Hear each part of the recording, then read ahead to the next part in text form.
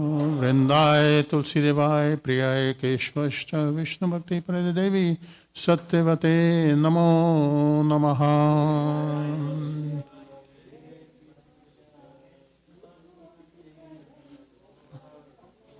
वृंदा देवी तुलसी महारानी की जय।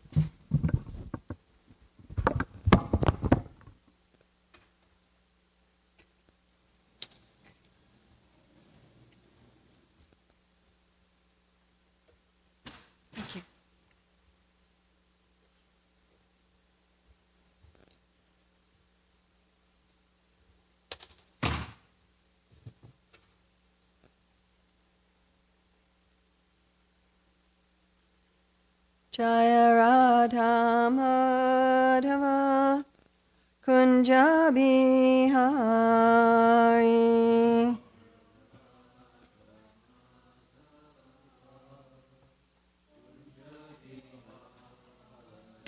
Jaya Radha Madhava Kunja Bihari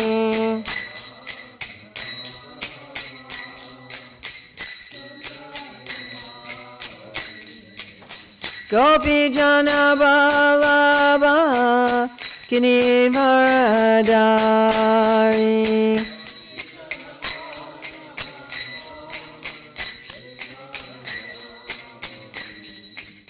Gopi Jana Vallabha Girivaradari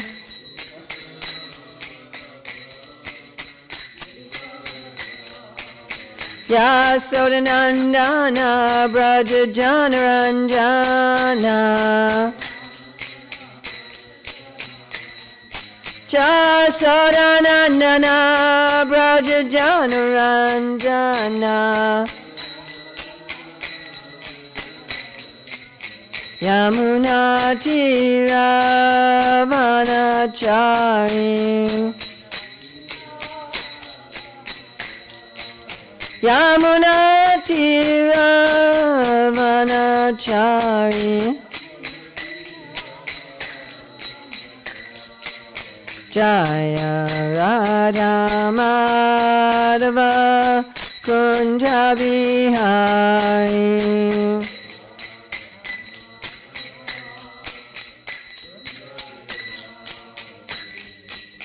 Gopi Jana Vallabha Girivaradari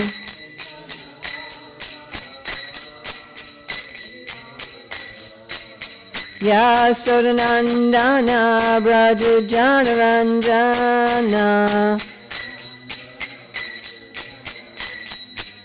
Yamuna Tiravanachari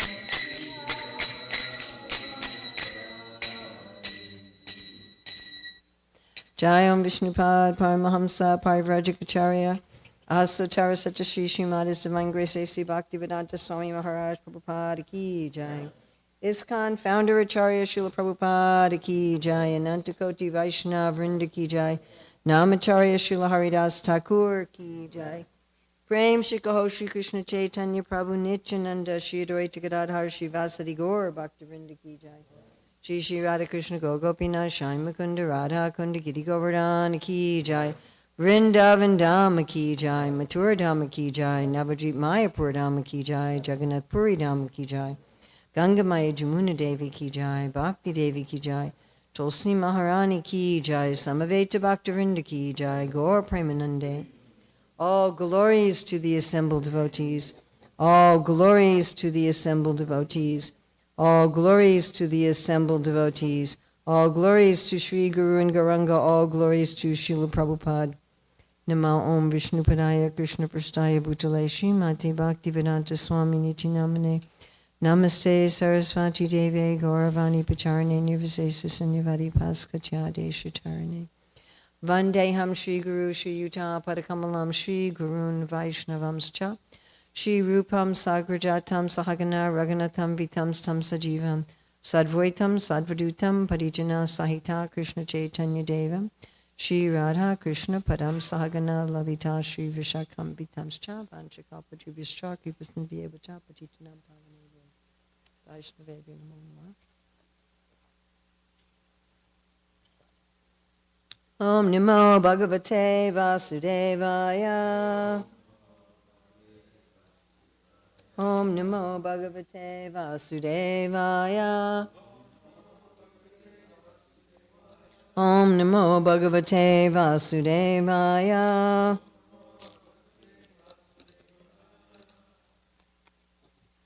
So it's April 14th, 2025. Hillsborough, North Carolina, and we're reading from Srimad Bhagavatam, Canto 10, Chapter 61. We're going to read verses 15 through 19, which is kind of a whole section on the main sons, the remaining main sons of the main queen. And tomorrow, whoever will speak tomorrow will start about this specific story about Rukmini and Balaram. So text 15. Pragosho Gatravan Simho Bala Prabala Urdhaga Mardra Putra Mahashakti Sa Ojo Parajita.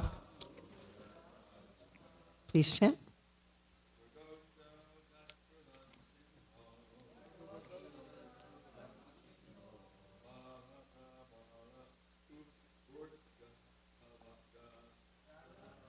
La Urdgaha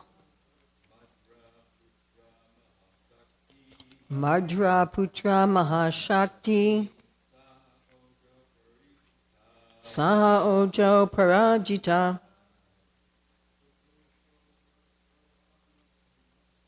Pragosho Gatravan Simho Bala Prabala Urdhaga Madhya Putra Mahashakti Saha Ojo Parajita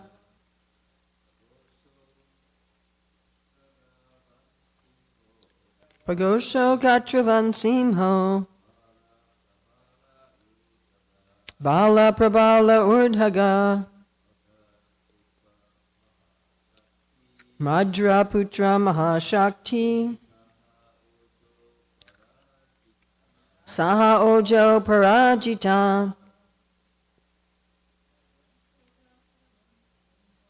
Pragosho Gatravan Simho Bala Prabala Urdgaha Madhya Putra Mahashakti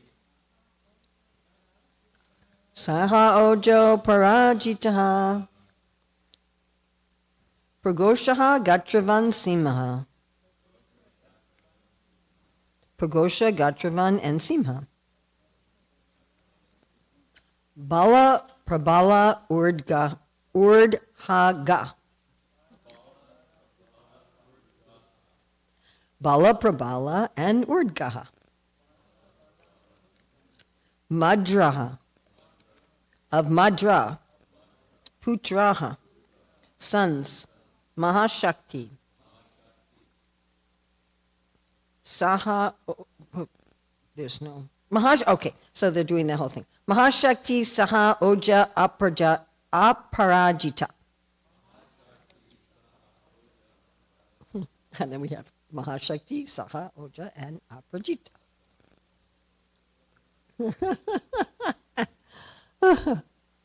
Maybe we don't need to go through the word for word when it's just names. Huh? BBT translation. Madra's sons were Pragosh, Gatravan, Simha, Bala, Prabala, Urdhaga, Mahashakti, Saha, Oja, and Aparajita. BBT purport. Madra is also known as Lakshmana. Srila Jiva Goswami's commentary. Saha and Ojas are sons' names, but they also possessed Sahas, mental strength, and Ojas, strength of senses. Instead of Putraha, sometimes Sutaha is seen, and there's a number of these sort of commentaries for these verses about alternate versions, and I've talked about that many times, but it's very important to remember that in the commentaries we learn about alternate versions because people used to copy the Bhagavatam by hand and kept on leaves. And so by having these commentaries, these notes about alternate versions, we have some surety of the bona fideness of the Bhagavatam. I also find significant, okay, we'll read Srila Sanatana Goswami's commentary. Saha, Oja, and Aparajita are the names, or Saha, Oja, and Aparijit. Saha and Oja are masculine, or they are neuter forms being the personifications of Sahas and Ojas. So that's quite interesting if you ever study Ayurveda. So the result of digestion is that we have strength, correct? Right? And Krishna talks about in the Bhagavad Gita that foods in the mode of goodness give strength. So there's two kinds of strength here. There's mental strength and physical strength. Everyone experiences this, right? We have a certain amount of mental strength and a certain amount of physical strength. And eating different foods affects us in both mental and physical strength. Everybody experiences this? Are there certain foods that decrease your mental strength, that make you like sleepy and dull-brained? Like if I eat too many heavy foods, like too many oils and sugars, then my mental ability is dull. Do you have that experience? Yeah? And certain foods increase your mental ability, not only physical ability. I don't know if I mentioned here, but last time I was traveling, I was in Guyana, Suriname, and Brazil, and there the devotees were giving me fruits and vegetables that were grown right there. Like when I was in Guyana, a devotee couple owned an organic farm, and they grew all their own fruits and vegetables and a few grains. And so every day the wife was cooking lunch for me. I remember she said to me, "Do you want chapatis?" And I said, "Well, do you grow wheat here?" And she said, "No." I said, "Then no, just whatever you're actually growing." And just 2 days of eating that prasad, my physical and mental abilities just like increased by 10 times. It was sort of astonishing. I felt like I was 20 years younger, not only physically, but also mentally. And I actually felt my body like buzzing with prana. It was an incredible experience. And I was thinking, it's not possible to eat that way. Like here in North Carolina, you couldn't do that. There's no food growing right now, naturally, in this area. You'd have to have stuff that was preserved somehow over the winter or imported or something like that. But the idea is that we should have this mental and physical strength. So these children of Lakshmana, these two children of Lakshmana, were the personifications of these qualities. One of them personified physical strength, and one of them personified mental strength. Must have been very interesting personalities to deal with. So their names were not just given, like Prabhupada talks about how an affectionate mother might call a blind child Padmalochana out of affection. a lotus-eyed one, even though they're blind. So our names don't necessarily indicate anything about ourselves, correct? They're just sort of randomly given. You know, my legal name was that of my mother's aunt who had passed away. And, you know, my middle name was my father's nursemaid. It's not really indicative of anything of my personality. But many of these names were given because people actually had those qualities. Okay.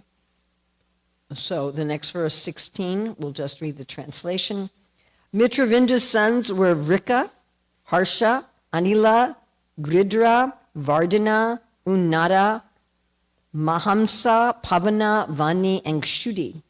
Srila Jiva Goswami says, Mahashi is sometimes seen instead of Mahamsa and Bhavana instead of Vardhana. So again, this note that there are sometimes different versions and that we really need to be careful of parts of the Vedic canon that have not had commentaries on them, and therefore we really can't be very certain that they're legitimate anymore.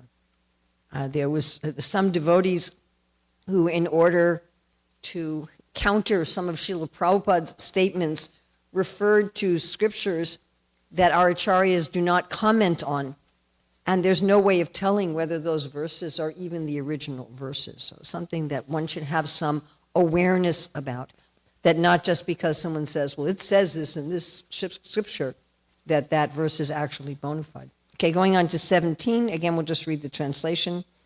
Sangramajit, Brihatsena, Shura, Praharana, Arijit, Jaya, and Subhadra were the sons of Bhadra, together with Vama, Ayur, and Satyaka. Srila Jiva Goswami and Srila Sanatana Goswami have the same commentary. They say Sridhar Swami mentions Saibya as another name of Bhadra. However, Saibya is another name of Mitravinda.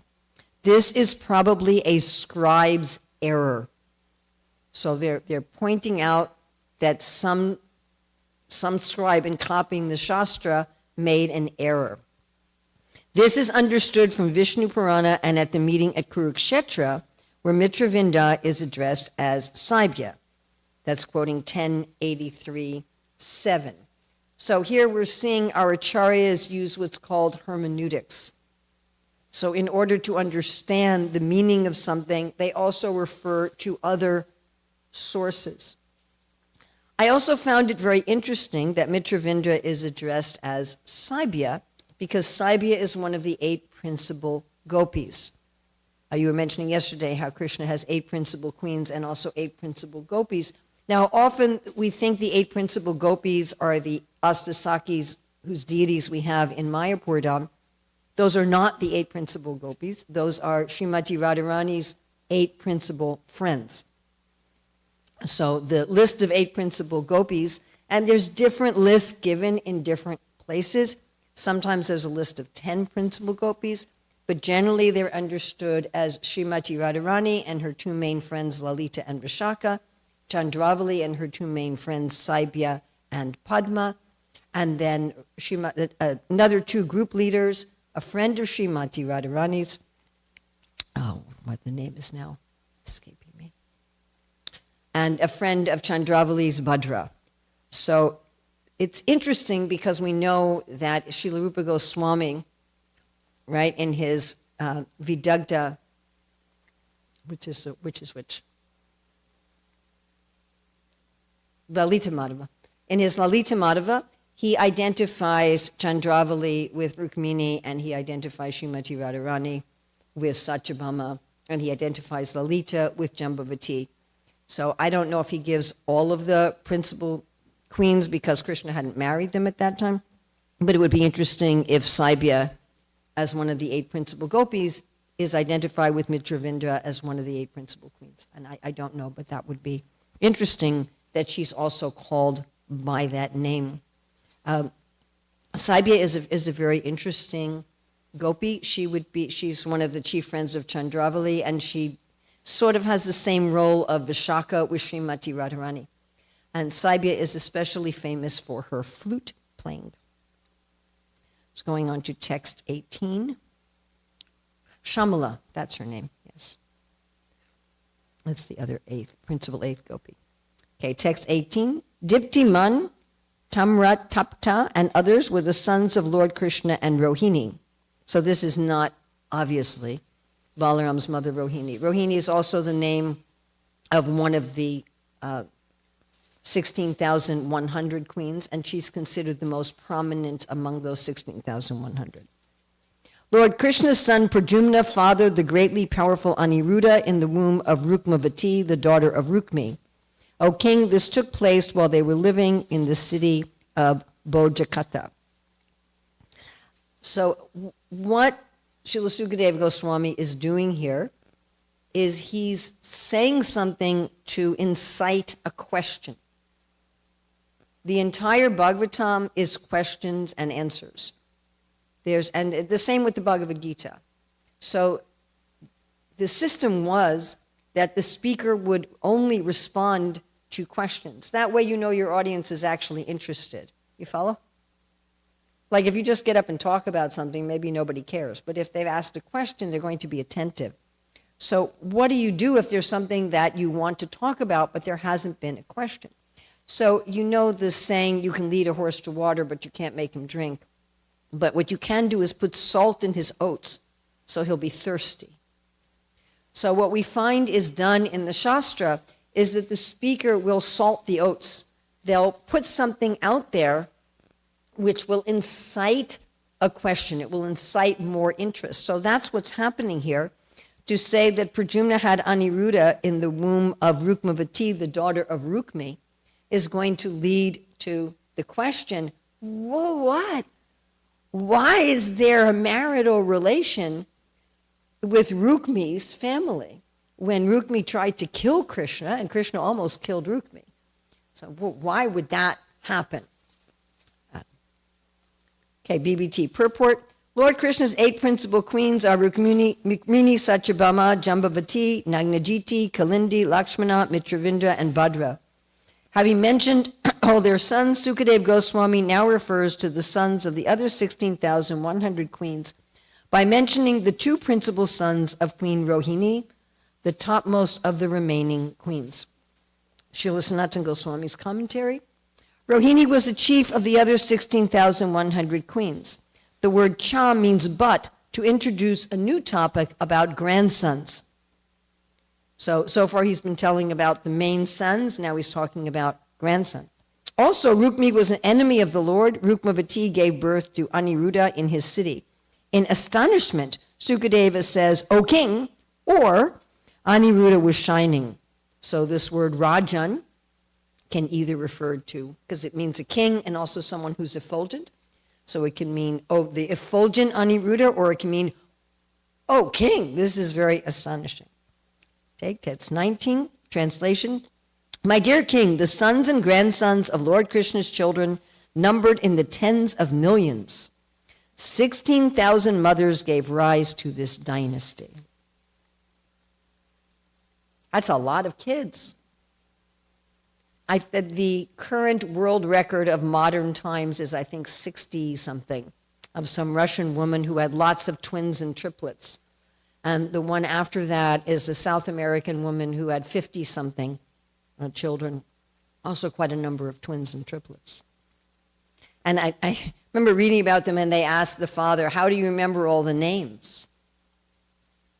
Imagine if you had, 16,108 queens, and each of them has 10 sons and a few daughters, and then all of their children. And as it is, just to remember the birthdays of my children and grandchildren, I have to have things in my calendar, right?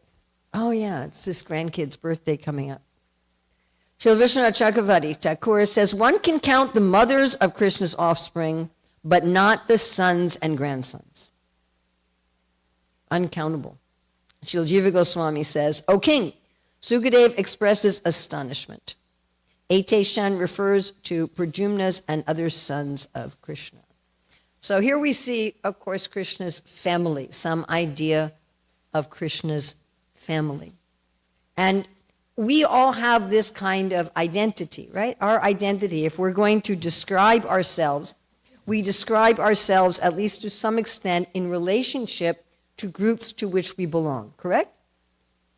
I mean, we might just describe yourself, like on the medical forms, how tall are you? How much do you weigh? Or for a driver's license, what's your eye color? What's your hair color?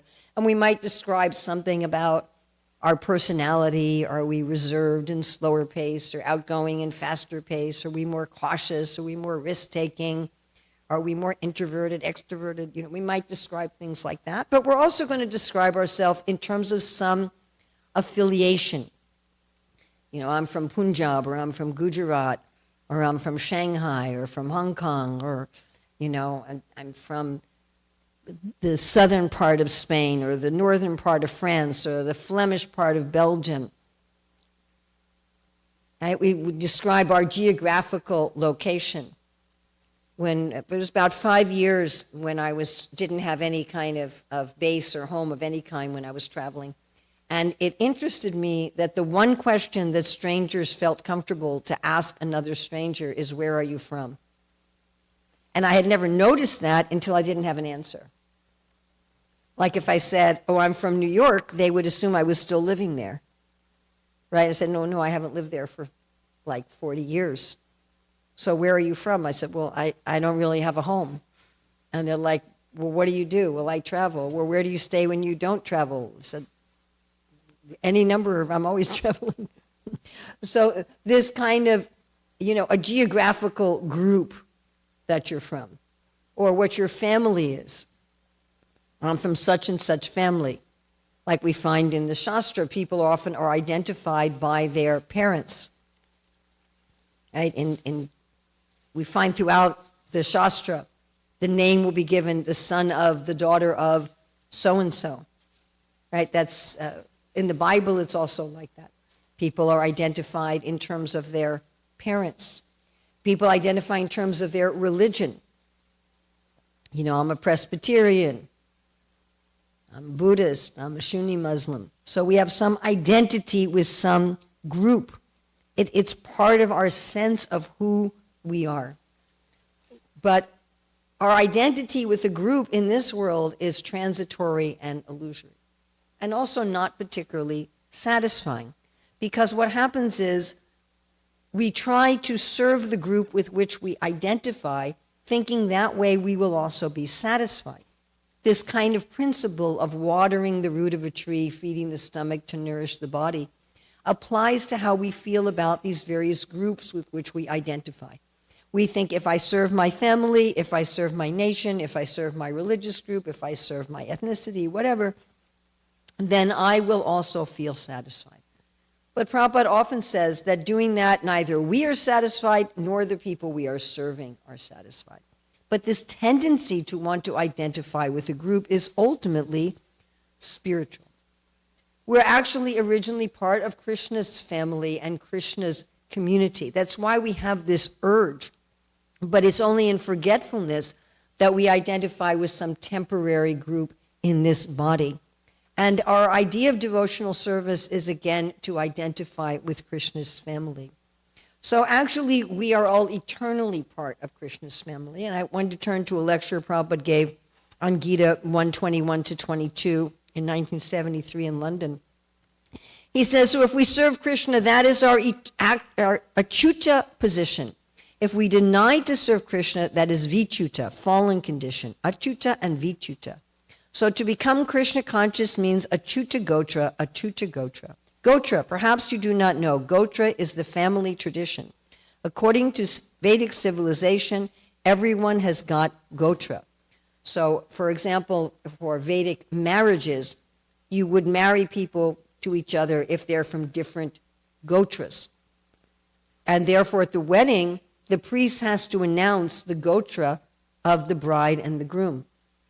Now, you'll notice that in our Hare Krishna weddings, generally, we're identified as achyuta gotra. We're the family of God. Prabhupada going on, gotra means of the same family, of rishis, gotra from the rishis.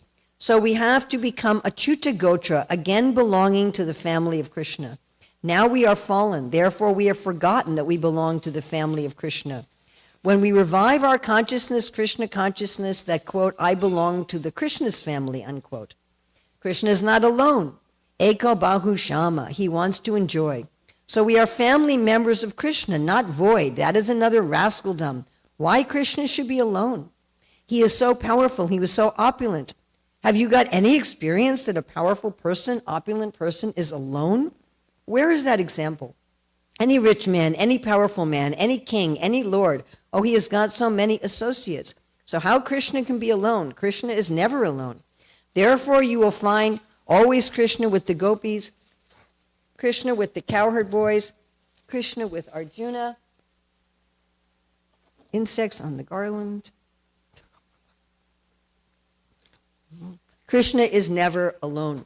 Of course, in the Christian tradition, they say God only has one son, and we're saying that he has hundreds of thousands of direct descendants. But actually, everyone is part of Krishna's family.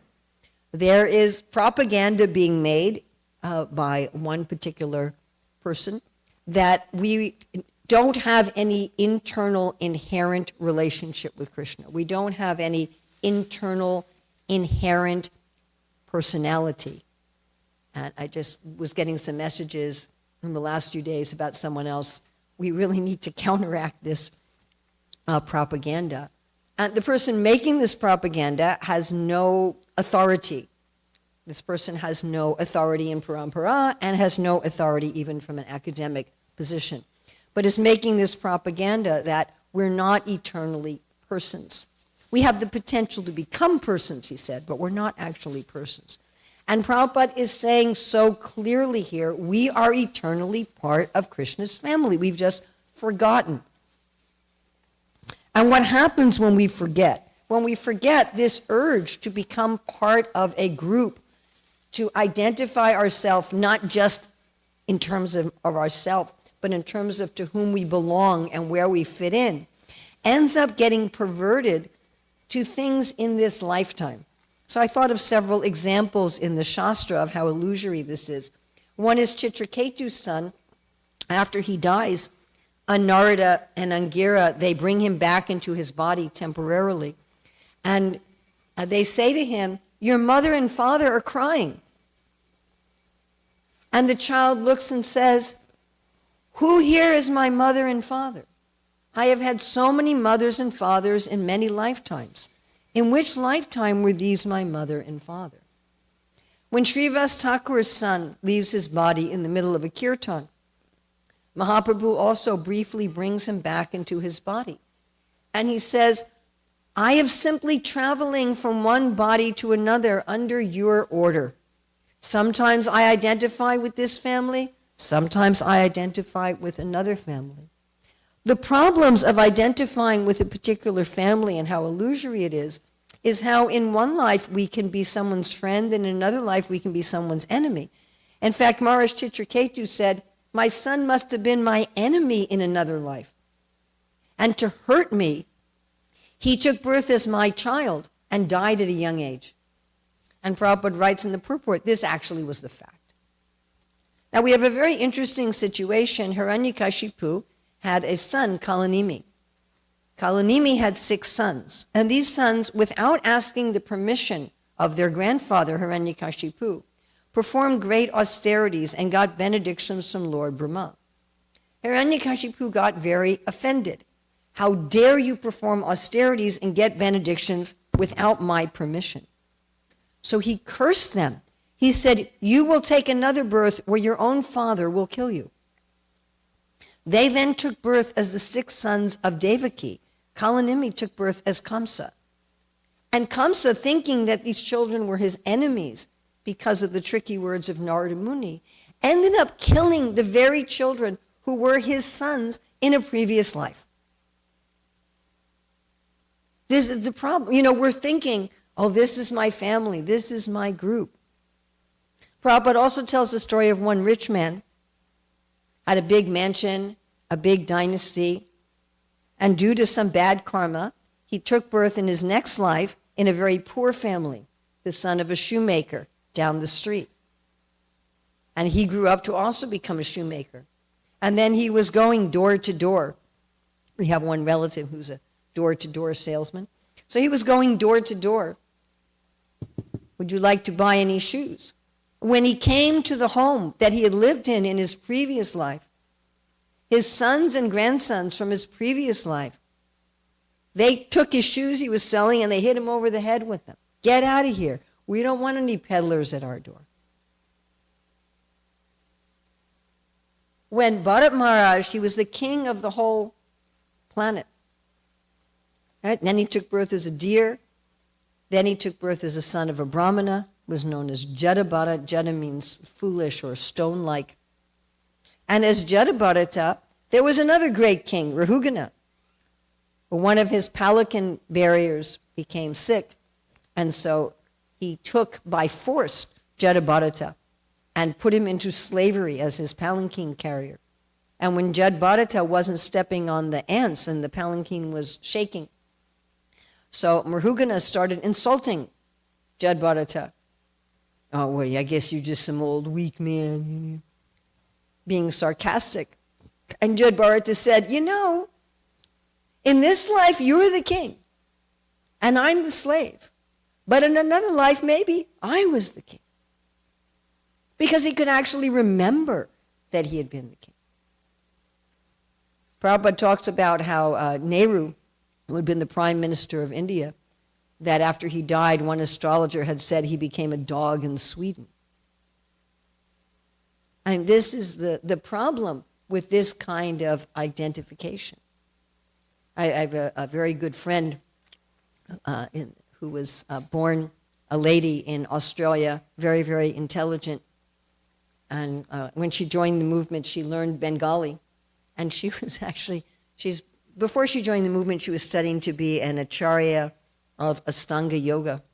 And she never had any boyfriend or husband, very austere person. Anyway, when she joined, she was in Mayapur, she learned Bengali, and she was put in charge of training all the new devotees, not only the women, but also the men. And she remembered that in her previous life, she was a sannyasi in Bengal. And I said, well, how did you take birth as an Australian woman? And she said, I was always angry at the Britishers and the foreigners that they were polluting Indian culture. And I especially felt that the foreign women, that they were polluting Indian culture. So I was fixated on these white foreign women, so I took birth as one. So this is the problem, that we identify, this group, that group, and we may become the opposite. There's a really funny comedy sketch I saw, this one African-American man, and he was saying, the problem if you're an African-American and you believe in reincarnation is in your previous life, you may have been the slave owner that you're protesting against. So you may be protesting against yourself in another life. So, and then we have, of course, the interesting story of Amba, right? That Amba was kidnapped by Bhishma to marry Vichitravirya. But then she said, I don't want to marry Vichitravirya, I want to marry Shalva. And then Shalva wouldn't take her because she was taken by Bhishma. And so she decided she wanted to kill Bhishma. And she maintained this desire over her next 2 lifetimes. So it was her 3rd lifetime when she took birth as Shakuni, and by various mystic events turned from a woman to a man. But instead of surrendering to Krishna, who was right in front of her, he was present on the planet, instead of surrendering to Krishna, she was still fixated on this idea that I have to be loyal to my identification, who I was, who I belonged to. So these identifications are illusory. They can turn opposite. The people that we serve, the people that we love, can in another life become our enemy. We can be their enemy. We find, and we're going to see going on in this pastime, that of course, even when Krishna appears on earth within his family, there becomes disagreements and enmity, what to speak of in our society. So what we want to do is take this natural urge of I want to belong, I want to identify, and identify as part of Krishna's family. And the process of devotional service is meant to practice that and awaken that. A lecture Srila Prabhupada gave in 1974 in Mayapur on Bhagavatam 1.8.43. He says, Krishna says that, quote, you may think that you are very happy in family relationship, but I'll not allow you to stay here. I will take everything from you as death. So we should understand that. Therefore, intelligent men, they should inquire, where shall we enter into family life that we can eternally enjoy? That is Krishna's family. You enter into Krishna's family, Vrindavan family, where Krishna's got his father, mother, his friends, his lover, his beloved, his cows, his garden, his Yamuna. You enter that family. Then you will not have to return back to this temporary family, which will not stay. But if you enter Krishna's family, therefore Krishna comes. Krishna is so kind that you are so fond of family life. Just see here, I have got my family. I am not impersonal. I have got my family. I've got my father, my mother, my friend, my beloved Radharani and the gopis. Everything I have got. You can enter also. Come. Why you are rotting here? That is Krishna's mission. So the Krishna consciousness movement means to practice in this life how to enter Krishna's family. You enter Krishna's family as you like. There are 5 rasas. That is reflected in this world also. Here there are 5 rasas. Here also there is master and servant, friend and friend, father and mother, son. There is everything. There is beloved. But they are imitation, chaya. They are not reality. If you want real friendship, make friendship with Krishna. Then another lecture, this is 1975 in Dallas. So don't think that we were not person in the past and we are not person in present, and in the future also we shall not become person. We are all person eternally. And wherever there is person, there is associates, there is family, there is exchange of love. Just like, again, materially, we can't identify ourselves absolutely separate from any kind of association, from any kind of exchange. So this Krishna consciousness movement means to become trained up sufficiently, how to enter Krishna's great family. In Krishna's family, there is no sannyasi. Have you seen anyone a sannyasi in Vrindavan, at least in the books? Sannyas means to make this material life sannyas. In other words, we don't renounce Krishna's family. On a morning walk in Los Angeles 73, Prabhupada talks about how we enter into Krishna's family is practical. He says, so one must give service simply to feel I belong to Krishna's family and doing nothing for Krishna. That is not good. That means we'll very soon forget Krishna. So our service should be on these 2 moods. Srila Rupa Goswami defines devotional service, shilanam. Shilanam means action. And it means both physical action and mental action.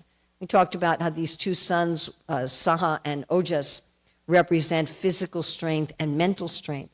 So we should use our physical body to act as part of Krishna's family and our mental strength to identify ourselves as part of Krishna's family. I mean, for practical purposes, you have to show your passport at the immigration as to our identification. For practical purposes, we take care of our temporary family in this world as our service, but without identifying with that, not identifying, I am an American, I am a Mexican, I am French, I am this, and this is my this, and this is my that. No, that's just my service. Actually, I'm doing this as part of Krishna's family, because we're all eternally part of Krishna's family. If we invest in our temporary family, our temporary nation, etc., as our main identity, we absolutely will be disappointed. And if we invest our thinking and our actions as part of Krishna's family, then we'll join this great, practically unlimited Krishna's family. You can't, even in Dwarka on this planet, you can't count all of his children and grandchildren. What to speak of in the spiritual world where all of this is unlimited? When I first read Krishna book, I thought all the positions have been taken already. What will I do? It's like you're signing up for a part in a play and all the parts are already, sorry, we've already filled all the roles, But it's not like that. It's an unlimited family, unlimited village, unlimited community, and we all have a place there. So that is the purpose of the Hare Krishna movement, to practice by our actions, to practice by our mentality, to identify, I am Krishna's, and Krishna is my Lord. Krishna is the chief of my family. So we have like 1 minute. Yes, Drista Prabhu. In Vishnu's family? Well, Krishna, Vishnu, same person. Different sampradayas, yes, but even if you're in a sampradaya that is worshiping Vishnu, still, there's still Chaitya Guru. And you can go from Vaikuntha to Vrindavan, as we see in Brihad Bhagavatamrita. That is also possible. So even if you're sampradaya, you don't have that knowledge, you don't cultivate that in this life, from Vaikuntha you can go if that's where your eternal place is. Someone in the Sri Sampradaya. I mean, you have even, like Prabhupada told us in 74 in Chicago, any religion that's trying to know and love God is bona fide. And you have Saint Teresa of Avila, the famous Spanish saint 500 years ago, who definitely was in Madhurya Bhav. Although that's there in Christianity, but it's not so open. But still, that as she progressed, so that's possible. That's going to be unusual if you're not in a sampradaya that openly teaches it. I mean, if you're a follower of Lord Chaitanya, then it's a lot easier to directly enter Vrindavan because we have that open knowledge. She was also vegetarian, and she was persecuted for her ecstasies for quite some time. Well, that's the problem if you get this realization in a sampradaya or some religion that doesn't teach it, you may be tortured. Whereas we're going to be encouraged to go to Vrindavan and enter into Vrindavan. So we're very fortunate by Lord Chaitanya's mercy, which we're very fortunate that Srila Prabhupada took all over the world. Srila Prabhupada ki jai, Srimad Bhagavatam ki jai.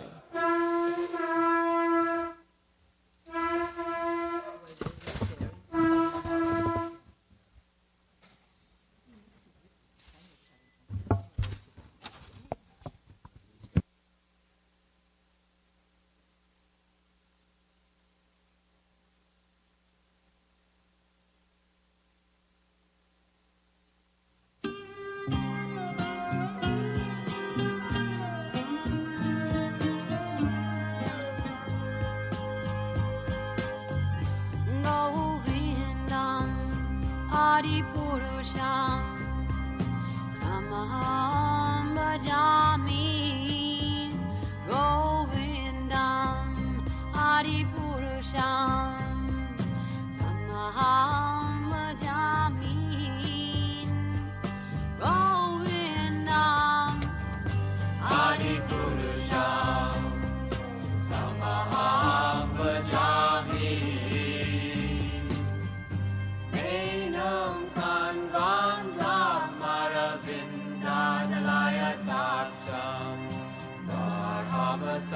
Samasitam Buddha Sundarangam Kandar Agom Vidamaniya Vishesha Shobha Govindam Adi Purusham Tamaham Bhajami Govindam Adi Purusham Tamaham Bhajami Govindam Adi Purusham Tamaham Bhajami Angani Yasa Sakalen Priya Priti Manti Vasyan Vipan Vikayanti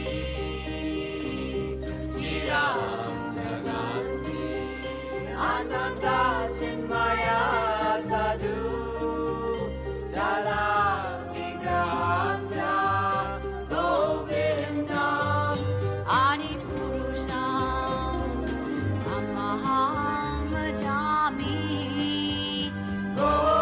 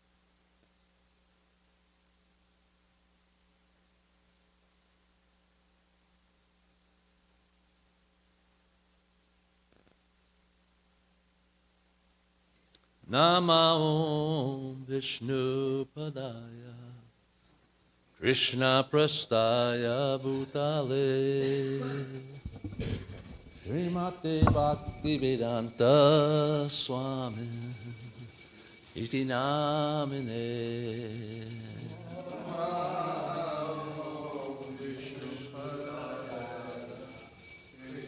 Prastaya Bhutale Srimate Bhaktivedanta Swami Iti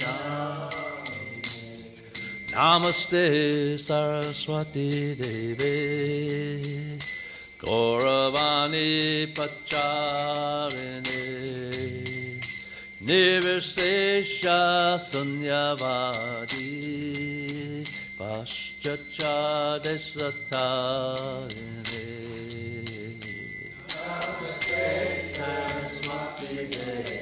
Jai Prabhupada Jai Prabhupada Jai Prabhupada Vistatadine Jaya Shri Krishna Chaitanya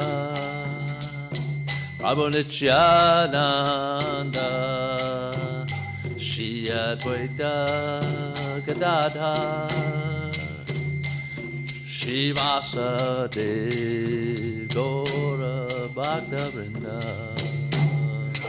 Shri Krishna Chaitanya Prabhu Nityananda Shri Advaita Gadadhar Shivasade Gora Bhakta-vrinda Jaya Shri Krishna Chaitanya Prabhu Nityananda Shri Advaita Gadadhar Shivasade Gora Bhakta-vrinda Shri Krishna Chaitanya Prabhu Nityananda Shri Advaita Gadadhar Shivasade Gora Bhakta-vrinda Jaya Gora Bhakta-vrinda Gora Bhakta-vrinda Hare Krishna, Hare Krishna, Krishna Krishna, Hare Hare, Hare Rama, Hare Rama, Rama Rama, Hare Hare, Hare Krishna, Hare Krishna, Krishna Krishna, Hare Hare Rama, Hare Rama, Rama Rama, Hare Hare, Hare Krishna, Hare Krishna, Krishna Krishna, Hare Hare, Hare Rama, Hare Rama, Rama Rama, Hare Hare, Hare Krishna, Krishna Krishna, Hare Hare, Hare Rama, Hare Rama, Rama Rama, Hare Hare, Hare Krishna, Hare Krishna, Krishna Krishna, Hare Hare, Hare Rama, Hare Rama, Rama Rama, Hare Hare, Hare Krishna, Krishna, Krishna, Hare Hare, Hare Rama, Hare Rama, Rama Rama, Hare Hare, Hare Krishna, Krishna Krishna, Hare Hare, Hare Rama, Rama Rama, Hare Hare. Hare Krishna, Krishna Krishna, Hare Hare, Hare Rama, Rama Rama, Hare Hare. Hare Krishna, Krishna Krishna, Hare Hare, Hare Rama, Rama Rama, Hare Hare. Krishna, Krishna Krishna, Hare Hare, Hare Rama, Rama Rama, Hare Hare. Hare Krishna, Krishna Krishna, Hare Hare, Hare Rama, Rama Rama, Hare Hare. Krishna, Krishna Krishna, Hare Hare, Hare Rama, Rama Rama, Hare Hare. Krishna, Krishna Krishna, Hare Hare, Hare Rama, Rama Rama, Hare Hare. Hare Krishna, Krishna Hare Hare, Hare Rama, Rama Rama, Hare Hare. Krishna, Krishna Krishna, Hare Hare, Hare Rama, Rama Rama, Hare Hare. Hare Krishna, Krishna Hare Hare, Hare Rama, Rama. Hare Krishna, Krishna Krishna, Hare Hare, Hare Rama, Rama Rama, Hare Hare. Krishna, Krishna Krishna, Hare Hare, Hare Rama, Rama Rama, Hare Hare. Hare Krishna, Krishna Krishna, Hare Hare, Hare Rama, Rama Rama, Hare Hare. Hare Krishna, Krishna Hare Hare, Hare Rama, Rama Rama, Hare Hare.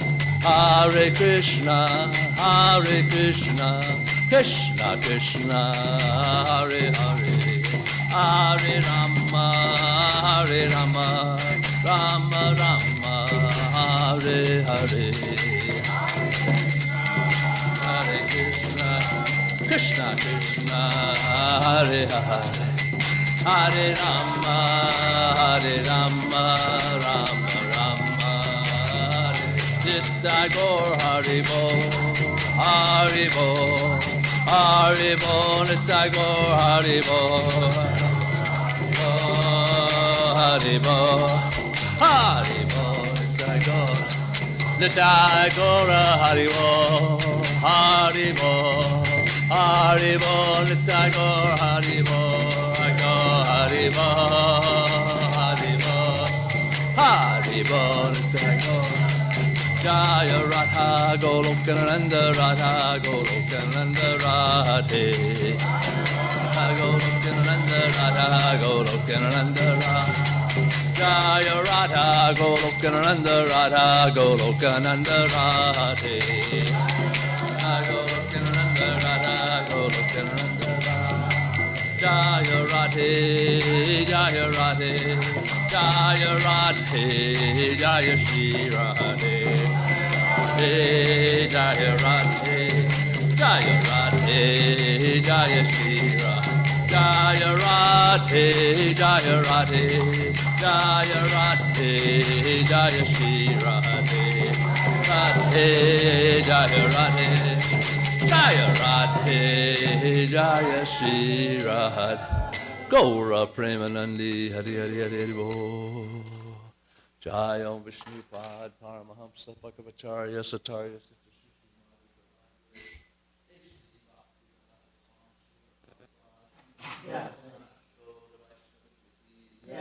Namacharya Srila Haridas Thakur.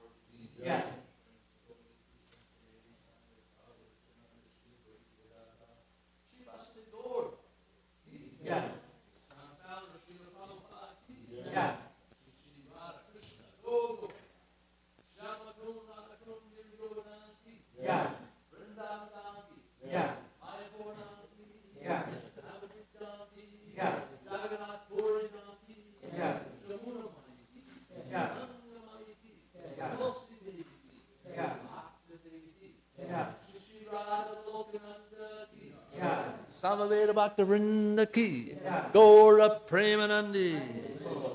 All glories to the assembled Lord. All glories to the assembled Lord. All glories to the assembled Lord.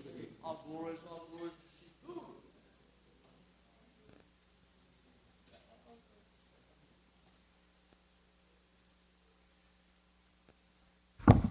Chaito Darpanam Arjanam Bhava Mahadavagni Nirvapanam Shreyakairam Yachandrika Vitaranam.